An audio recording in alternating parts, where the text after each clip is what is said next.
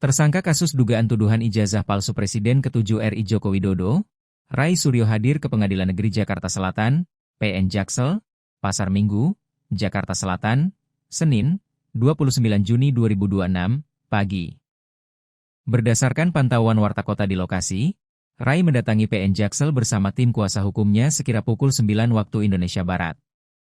Ex-Menteri Pemuda dan Olahraga, Menpora, tersebut yang mengenakan pakaian serba hitam tampak semeringah.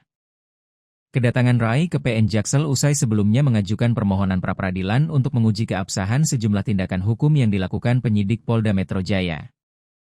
Sidang perdana dengan agenda pembacaan permohonan digelar pada Senin hari ini.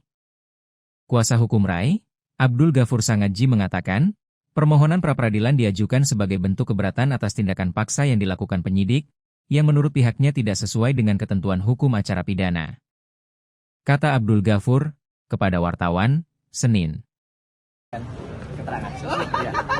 Saya di belakang. Udah, oke ya? Oke ya? Ya, oke.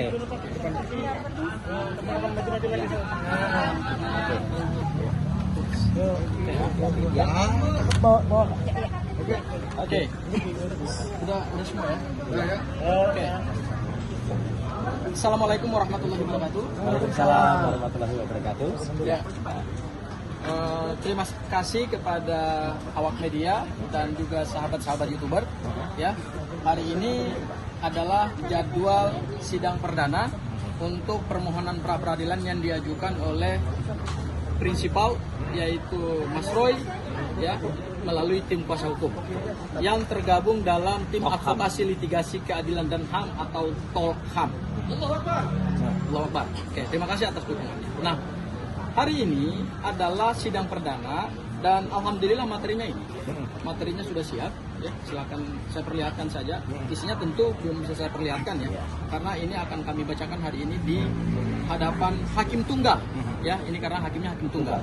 Jadi tidak menggunakan majelis hakim, yaitu hakim tunggal di Pengadilan Negeri Jakarta Selatan. Dan agenda hari ini yaitu pembacaan permohonan pra-peradilan. Apa yang kami mohonkan di dalam surat permohonan pra-peradilan ini? Selamat datang di Yaitu Pengadilan Negeri Jakarta keberatan Selatan. kami terhadap langkah upaya paksa yang dilakukan oleh Polda Metro Jaya yang tidak sesuai dengan ketentuan hukum acara pidana yang diatur dalam pasal 158 KUHP yang baru. Ada 4 hal yang kami mohonkan kepada Pengadilan Negeri Jakarta Selatan terkait dengan keabsahan dari upaya paksa, yaitu yang pertama adalah penangkapan, penahanan, penggeledahan yang dilakukan pada tanggal 19 Juni 2026, dan satu lagi adalah kami ingin ada kepastian hukum terkait status pencekalan terhadap Mas Roy yang selama ini diberlakukan oleh Polda Metro Jaya melalui imigrasi. Ya. Nah, 4 hal inilah yang kemudian kami ingin mohonkan supaya kita buka-bukaan apakah upaya paksa, terutama penangkapan dan penahanan yang dilakukan oleh Polda Metro Jaya itu sesuai nggak dengan ketentuan hukum acara pidana.